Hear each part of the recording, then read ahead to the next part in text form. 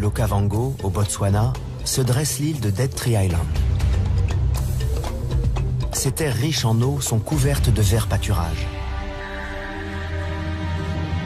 Un territoire fortement convoité.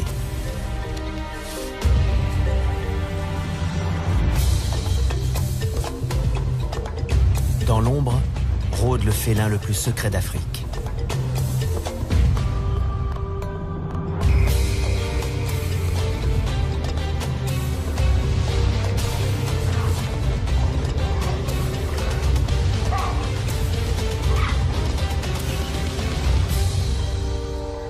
Contraints de partager le même territoire, 3 léopards vivent une cohabitation de plus en plus difficile. Liée au rythme des saisons, cette vie commune est source de tensions et de conflits et va déboucher sur un drame.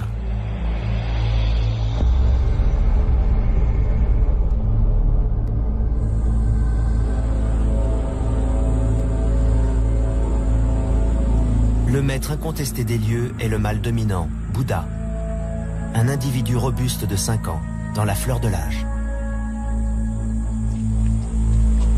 L'une de ses femelles entre et sort régulièrement de son territoire.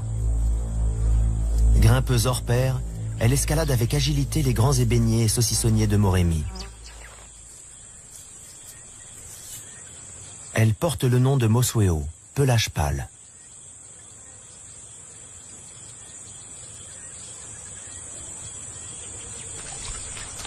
Tipa, leur fils de 3 ans, flirte avec le danger au sein du territoire de ses parents. Selon la loi des léopards, il aurait déjà dû partir pour mener sa propre vie, mais il n'a pas franchi le pas. Traîner dans les pattes de Bouddha et de Mosweo ne peut que lui attirer des ennuis, mais il semble ne pas mesurer les risques encourus.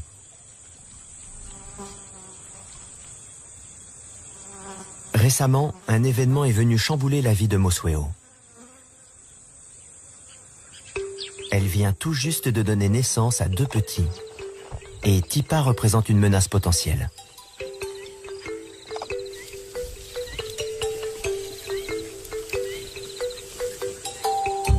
La portée émerge du terrier soigneusement dissimulée. Jusqu'à présent, la mère s'en est bien tirée. Cet été, les proies ont été abondantes.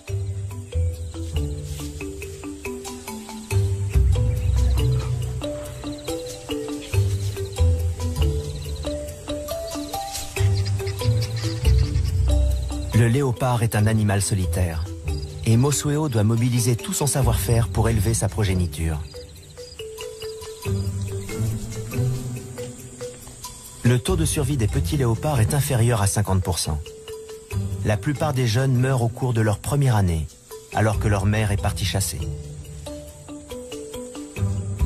À chaque nouvelle naissance, les femelles léopards sont confrontées à cette dure réalité. Mosweo n'a pas d'autre choix que de laisser ses petits pour trouver de la nourriture.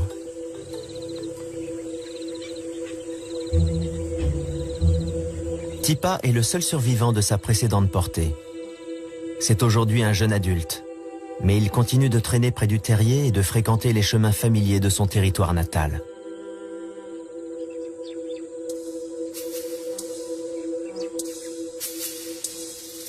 Jusqu'à ce jour, Mosweo a toléré sa présence sur son domaine. Mais l'heure est venue pour lui de partir.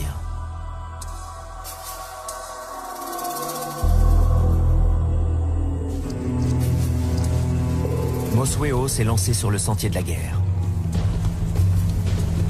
Elle avance d'un pas décidé, la queue dressée vers le haut.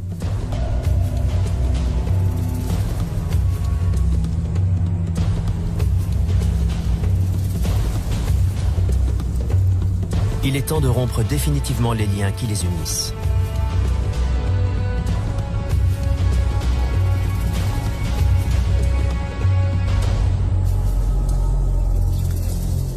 Mosweo marque son territoire près de l'arbre de Tipa.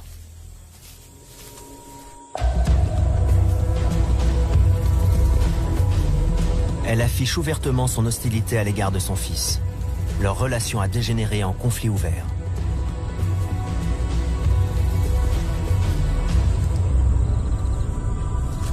Tipa porte encore les blessures subies lors d'un précédent combat.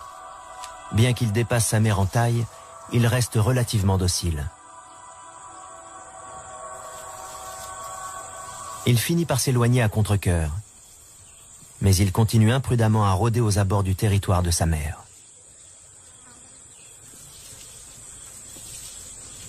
Alors qu'il s'enfonce dans un bois voisin, il tombe sur un redoutable adversaire.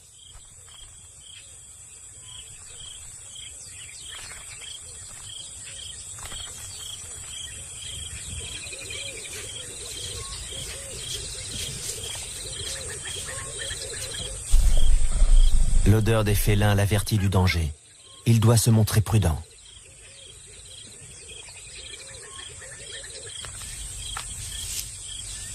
Ses premiers jours passés en territoire inconnu sont périlleux. Le jeune Tipa est extrêmement vulnérable. Les lions sont les principaux prédateurs du léopard. Non seulement ils tueraient un bébé, mais ils arracheraient un à un les membres de Tipa. Celui-ci doit les contourner sans un bruit.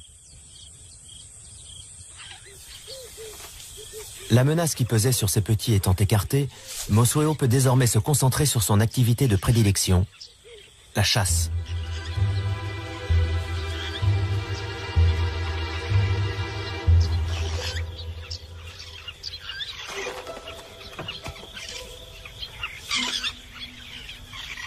Mosweo est une excellente grimpeuse. Elle aime se poster à 7 ou 8 mètres au-dessus du sol.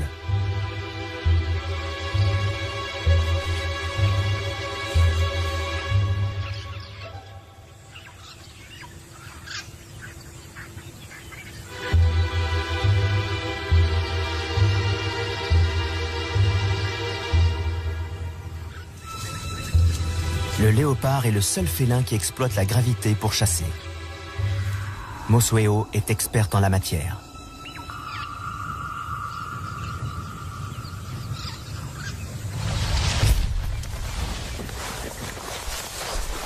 Cette technique est rapide, discrète et efficace.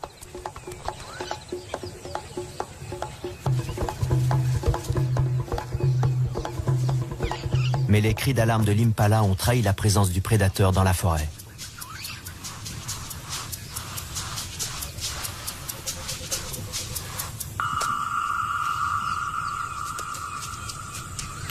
Les hyènes ont entendu des bruits de lutte. Mosweo doit cacher son butin avant d'être repéré. Les hyènes chassent en meute. Elles sont fortes et agressives. Qui plus est, elles tuent les petits léopards. Mosweo doit éviter à tout prix qu'elle ne découvre son terrier.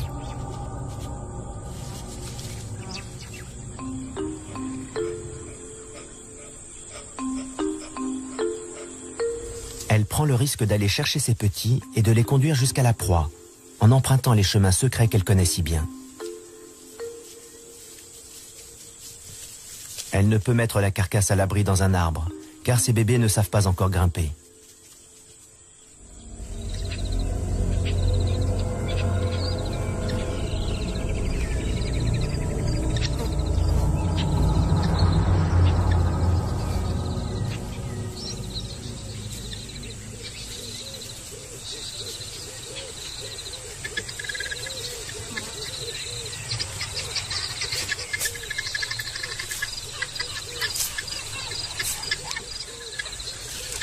Sur le sol, la petite famille est exposée au danger.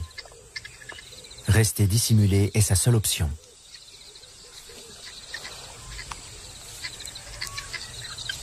Ici, le léopard est dans son élément. Camouflés dans les broussailles, les petits peuvent manger un moment sans être dérangés.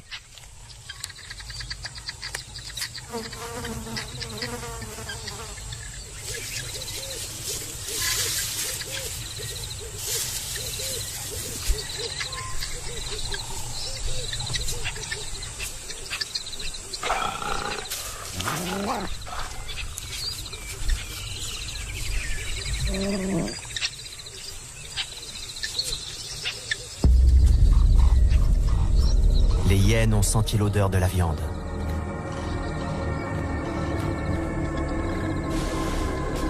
Elles se rapprochent de leur proie. Mosweo doit agir rapidement et résolument. Son plan est de détourner l'attention des hyènes et de les attirer assez loin pour permettre à ses petits de s'éloigner.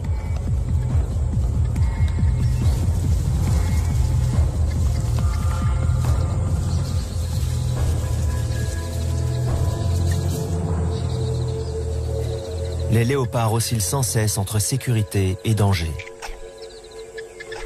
Et si les individus solitaires parviennent à un équilibre parfait, les mères doivent parfois consentir à des sacrifices, comme de laisser les hyènes s'emparer de leur butin.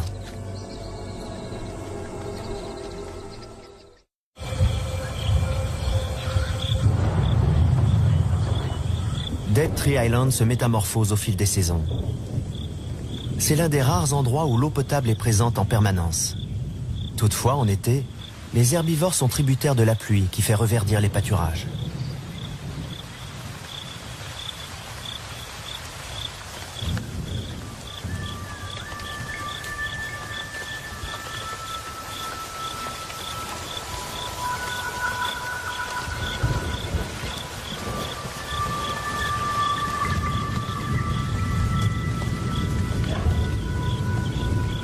Les effets de ces précipitations se font sentir à travers tout le delta et au-delà.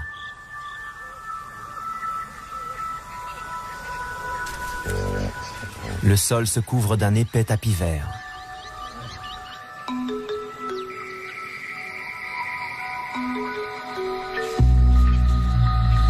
Les feuilles poussent, les bourgeons éclatent, l'herbe surgit. Les animaux quittent la forêt et s'éparpillent dans les plaines alluviales environnantes.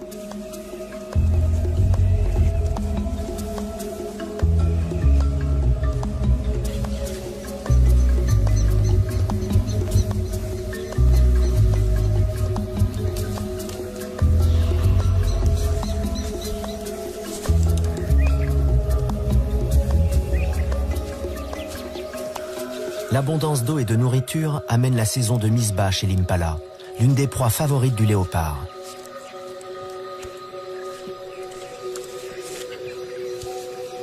Les naissances interviennent à l'époque la plus favorable en termes de nourriture et de protection. Les petits, leur mère et le troupeau subissent ainsi un stress moins important.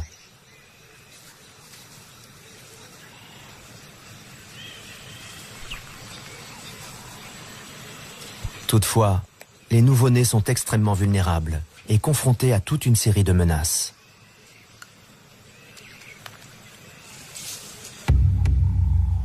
L'île abrite un autre chasseur expert, le python de Seba.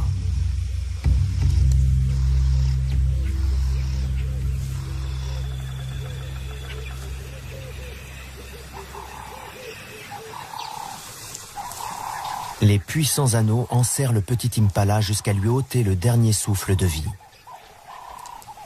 Puis le serpent gobe sa proie en ouvrant largement sa gueule grâce à l'articulation particulière de sa mâchoire.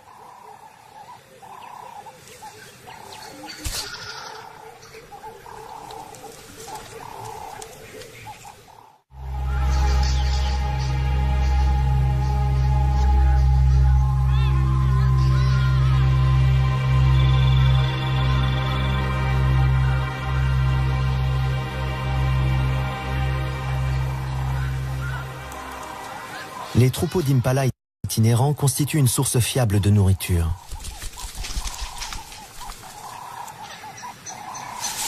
Au cours de la nuit, Mosweo a tué l'une des bêtes et a dissimulé la carcasse fraîche dans un fourré.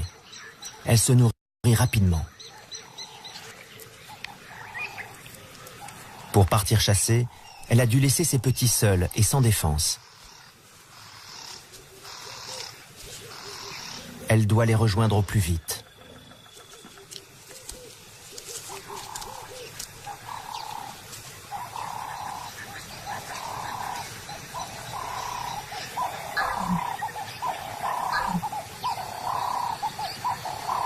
Alors qu'elle s'approche du terrier, Mosweo sent le danger.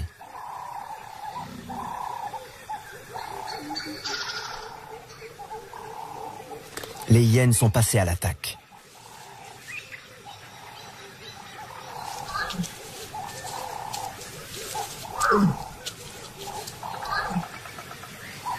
La mère émet des grognements sourds et brefs. uniquement destiné à ses petits.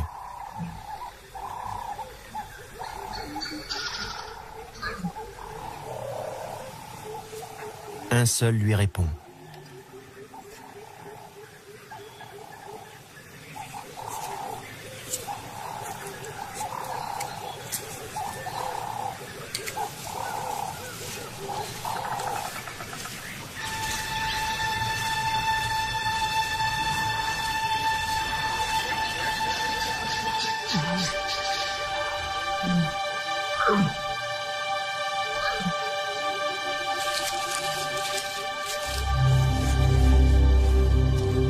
Le cauchemar de toutes les mères s'abat sur Mosueo.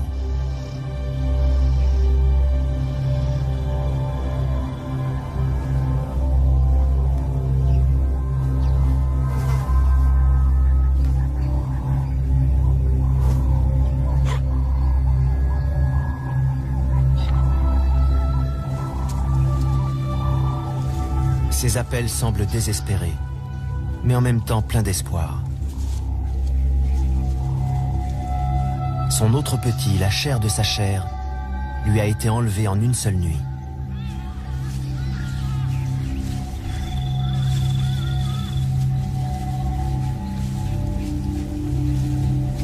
Elle n'a pas d'autre choix que de se remettre en route.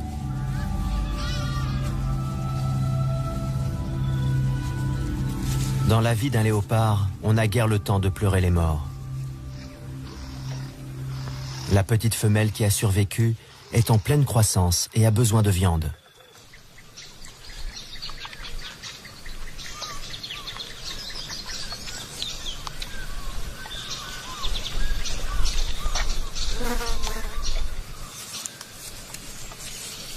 Son bien-être dépend de la connaissance approfondie qu'a sa mère de cette partie du delta.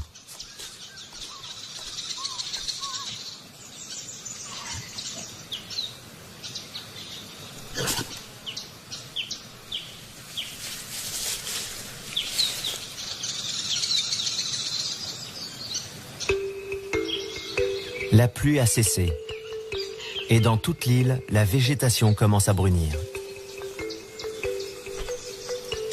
Les animaux le sentent.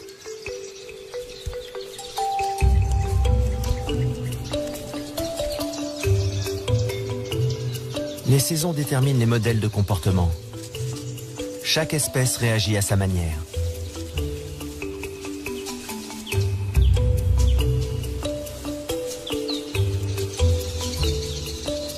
Chez les koudous, le mâle choisit une femelle et la poursuit de ses assiduités.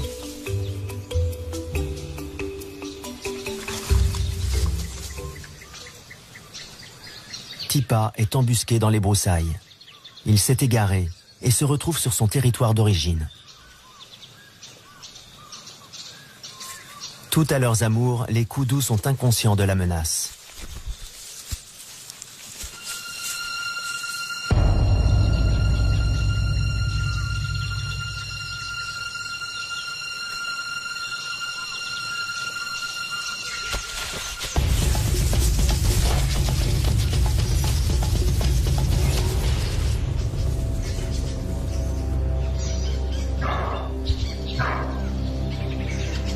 Le manque d'expérience de Tipa est flagrant.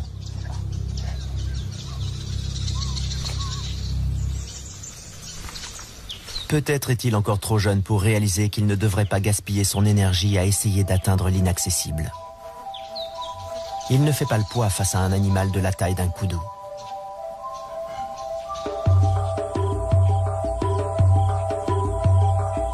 Les nuées de Kelea annoncent l'arrivée de l'hiver, la saison sèche.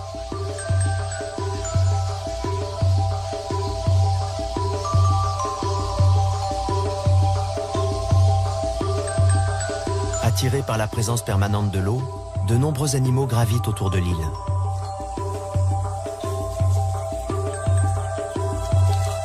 Lors de cette saison plus rigoureuse, s'accomplit l'un des miracles de la nature. Le saucissonnier renaît à la vie.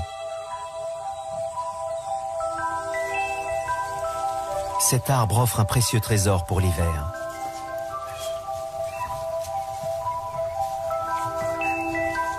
Des fleurs remplies de nectar. Un délice pour les babouins qui boivent à même le calice rouge cramoisi.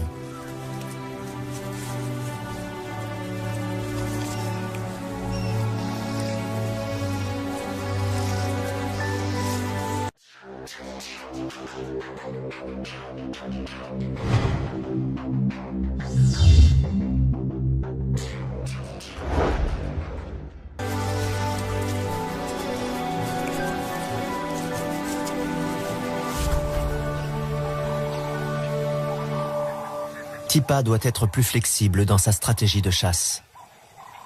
Il doit apprendre à anticiper les mouvements de ses proies. Les babouins mangent salement. Et bientôt, les impalas s'approchent pour se nourrir des fleurs qui tapissent le sol. Tipa observe en silence et attend.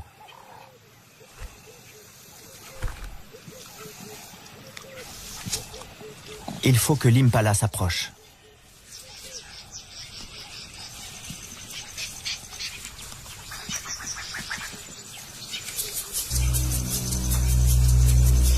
Mais la troupe de babouins en maraude a pris possession de son arbre.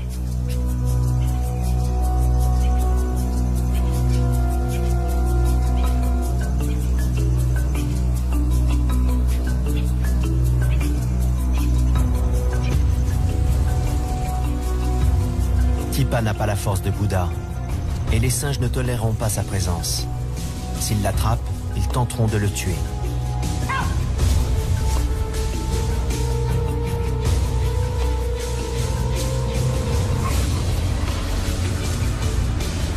Il ne peut risquer un affrontement. Une blessure pourrait lui coûter cher.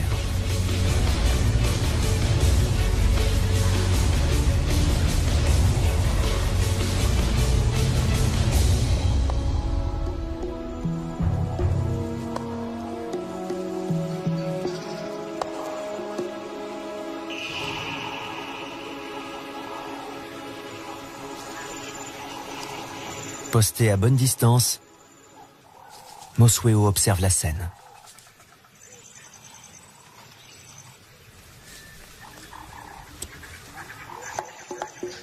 Soudain, son regard se porte sur la proie de Tipa. Silencieusement, elle se met en chasse.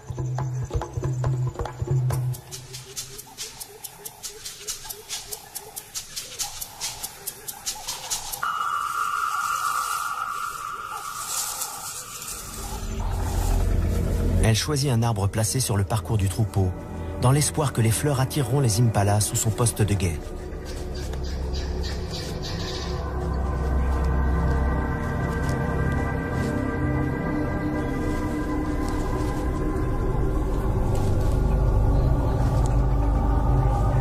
Mosweo fait preuve d'une grande patience. Elle observe les mouvements des antilopes et identifie sa proie.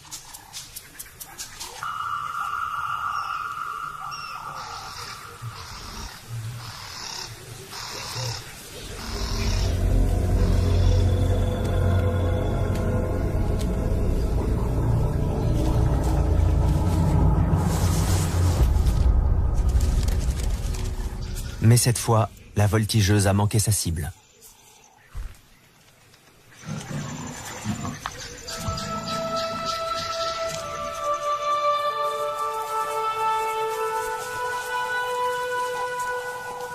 Elle est désormais démasquée et les impalas la surveillent de près.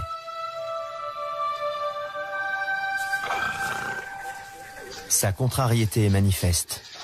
Toute cette énergie gaspillée pour rien.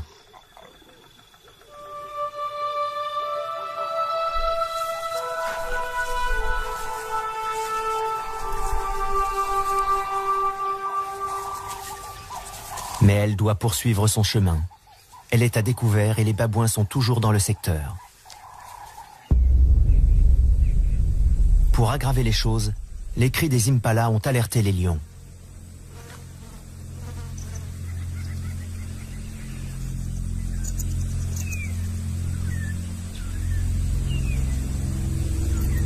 Mosweo doit jouer au chat et à la souris pour regagner son terrier, sans en dévoiler l'emplacement.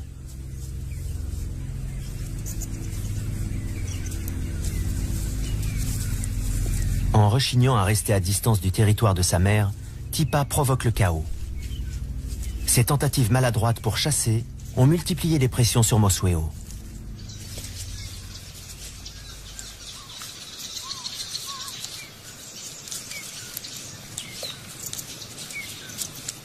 Elle est soulagée de retrouver son bébé sain et sauf.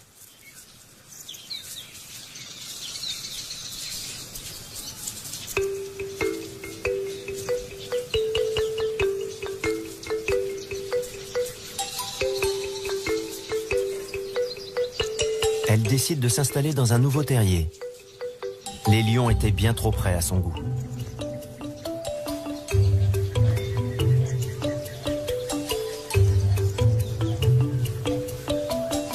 Désormais âgée de 5 mois, la petite femelle affirme son caractère. Elle aime jouer avec la queue de sa mère. Un bon moyen de tester ses réflexes.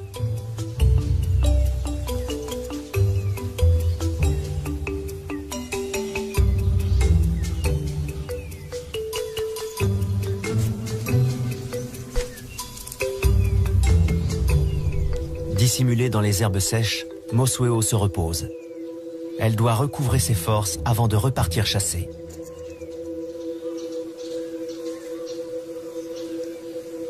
Pour l'heure, tout se passe bien pour la mère et sa petite. Elles sont en sécurité dans le nouveau terrier.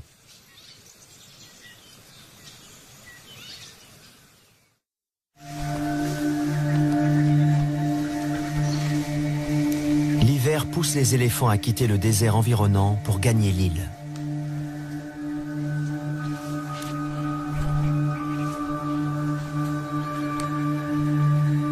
Les coqs de Lechwe s'y rassemblent également. L'eau est leur allié. Dans ces trous d'eau, ils sont à l'abri de la plupart des prédateurs. Ils sont plus gros que les impalas, mais constituent des proies potentielles pour un grand félin comme Bouddha.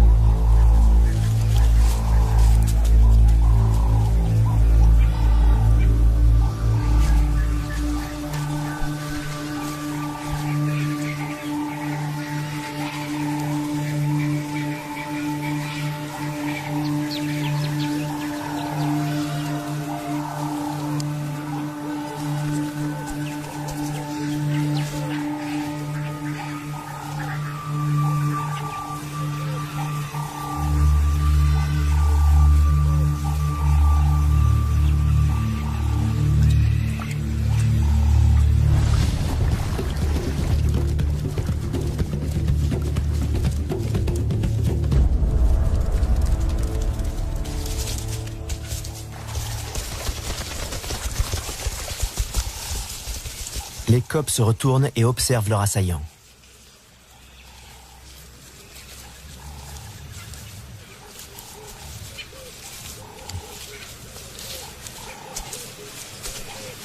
Ils identifient son odeur et la gravent dans leur mémoire pour pouvoir s'y référer par la suite, tout en s'assurant que Bouddha quitte bien le secteur.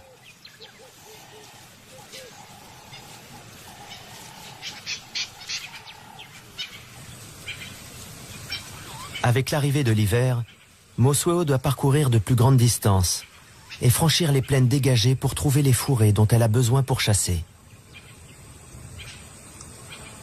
Elle suit les déplacements de ses proies, imitées par les autres prédateurs.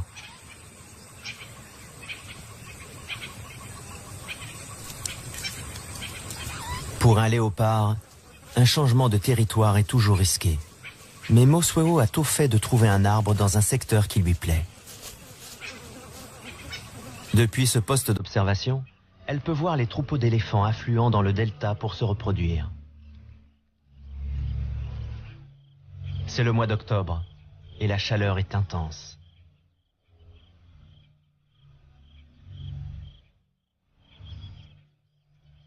Les eaux pluviales qui avaient apporté la vie dans la région se sont presque évaporées.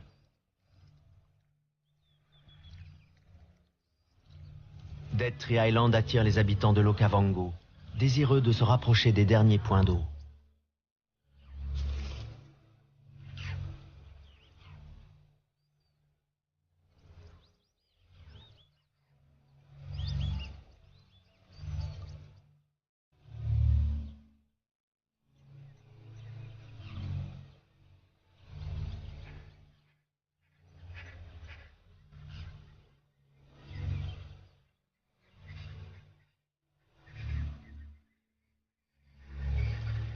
De ces réserves d'eau dépend à présent le sort d'une foule d'animaux.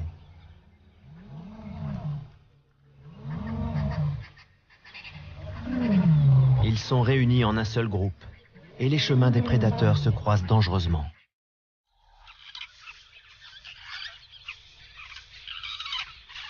La petite de Mosueo est parvenue à un âge où elle commence à pousser plus loin ses explorations. Il est grand temps qu'elle apprenne à grimper.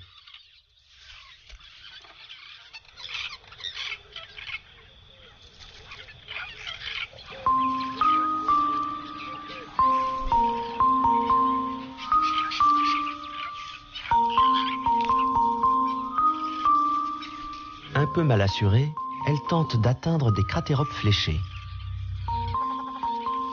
Elle est petite et encore vulnérable, d'autant qu'elle est devenue curieuse et qu'elle est désormais capable de s'aventurer hors du terrier, en particulier lorsque sa mère n'est pas dans les parages.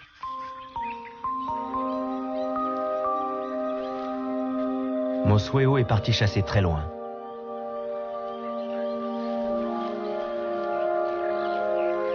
Elle ne vient pas souvent dans cette partie de l'île et laisse sa trace pour imposer sa présence.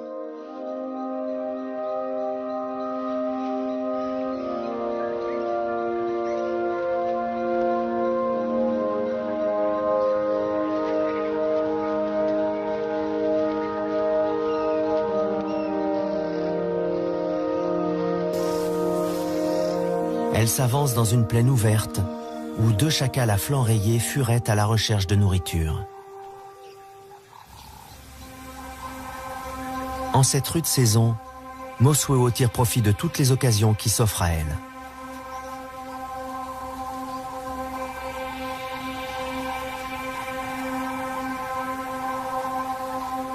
Bien qu'ils ne fassent pas partie de ses proies habituelles, les chacals sont rapidement pris pour cible.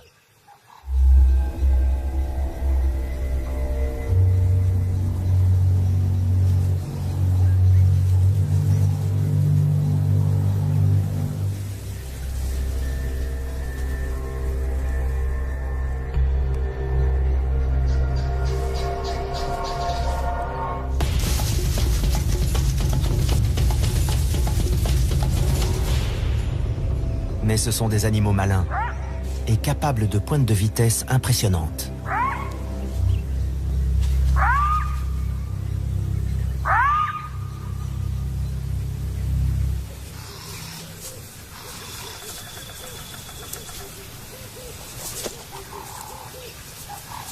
Irrité par son échec, Mosueo laisse sa trace et reprend son chemin.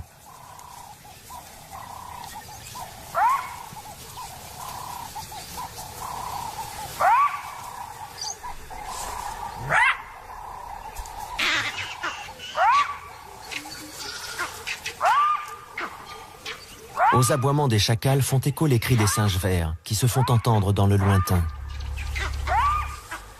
Ces cris d'alerte inquiètent Mosueo. Ils proviennent de la zone où se trouve le terrier.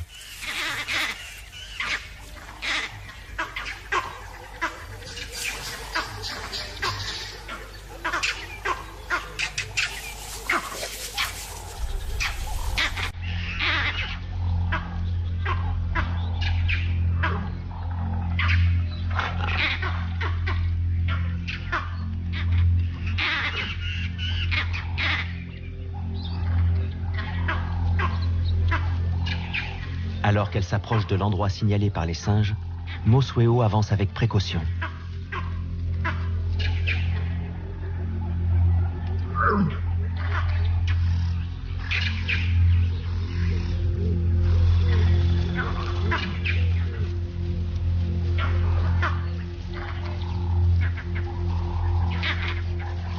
Elle se met à fouiller le secteur. C'est alors qu'elle découvre le drame.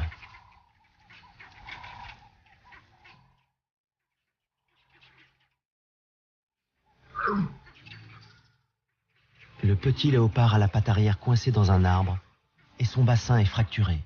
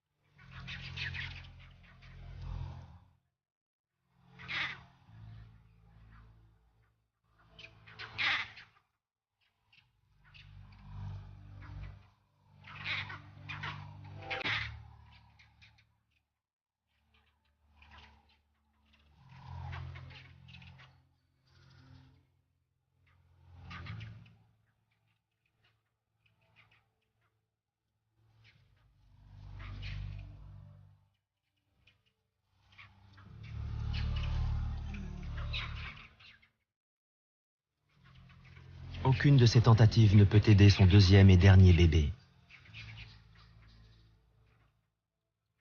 Ni ses coups de patte légers, ni ses encouragements affectueux. Peut-être une dernière invitation à chasser.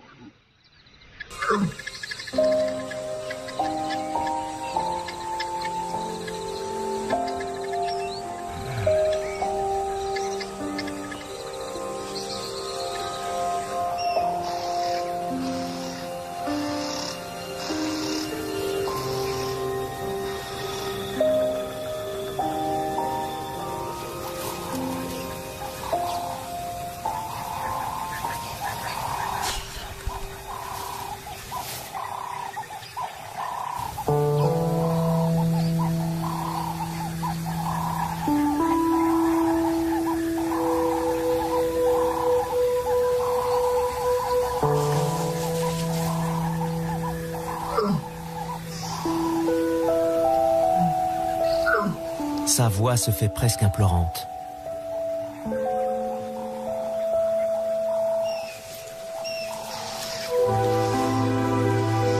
Une dernière tentative, et la patte du bébé est dégagée.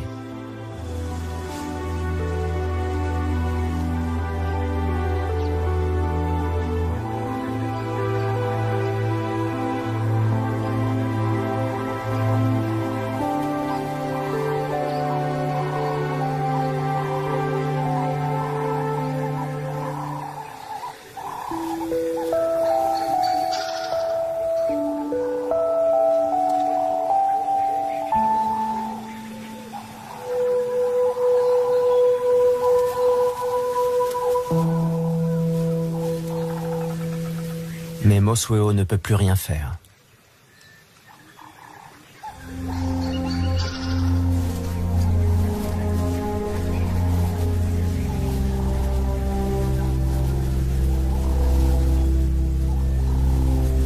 Mobilisant ses dernières forces, le petit léopard se traîne jusqu'à son dernier lieu de repos. Sa mère a déjà décidé de laisser cette scène traumatisante derrière elle.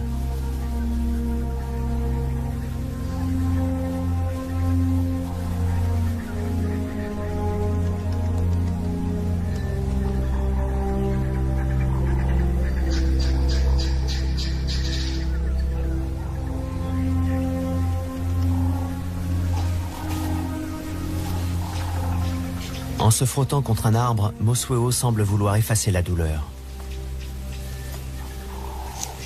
Peut-être est-ce ainsi que les léopards pleurent leurs petits.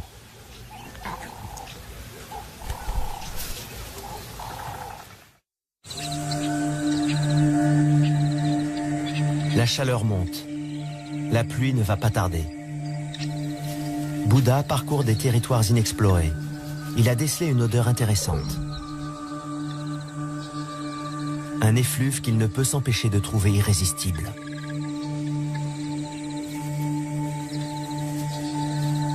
Une nouvelle femelle s'est introduite dans son domaine et son odeur titille ses narines. Plus grande et plus robuste que Mosweo, elle apporte la promesse de nouveaux gènes sur l'île.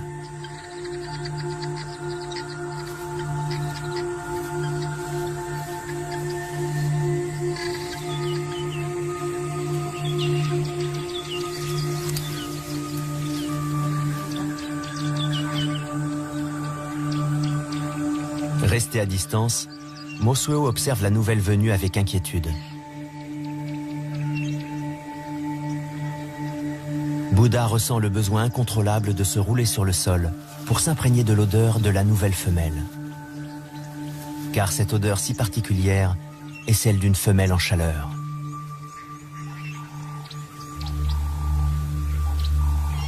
Mosweo suit les traces de Bouddha. Ses cris d'appel sont graves et bien distincts, mais elle sait qu'ils ne lui sont pas destinés. L'odeur qu'elle perçoit ne lui plaît guère. C'est l'odeur d'une autre femelle, une rivale. Instinctivement, Mosuo tente d'effacer les traces révélant la présence de la nouvelle venue. Mais il est trop tard.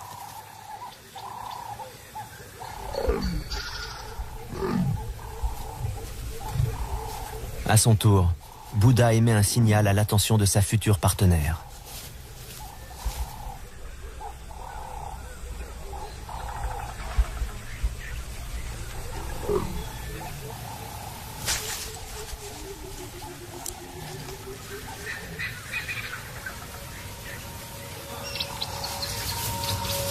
La nouvelle femelle s'empresse de répondre à son invitation. Mosuo bat en retraite. Ses efforts sont vains.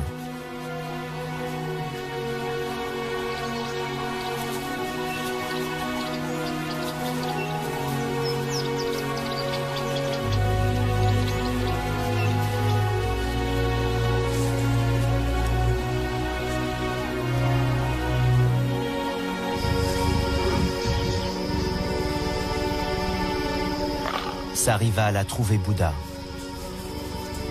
Elle entre en contact avec lui.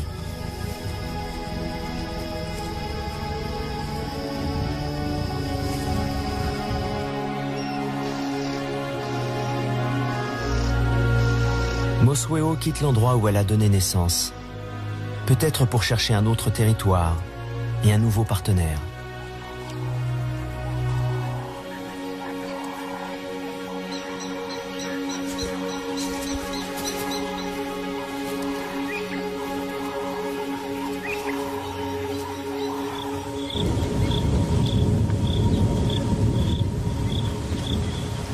L'hiver et la sécheresse s'achèvent enfin.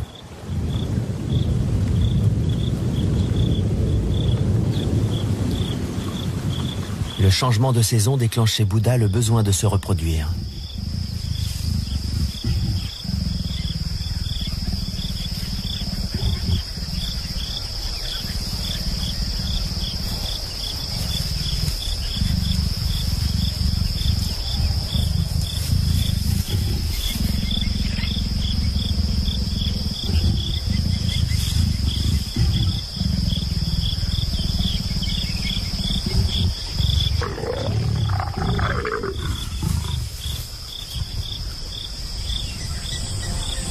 Une nouvelle ère débute pour les léopards de Dead Tree Island.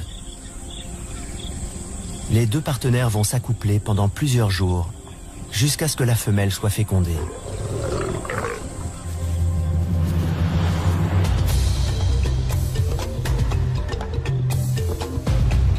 La tragédie a fait place à l'espoir, et la nature offre un visage plus accueillant. Bouddha est satisfait du travail accompli. À l'aube d'une nouvelle saison fructueuse, l'héritage des léopards de Dead Tree Island a été préservé.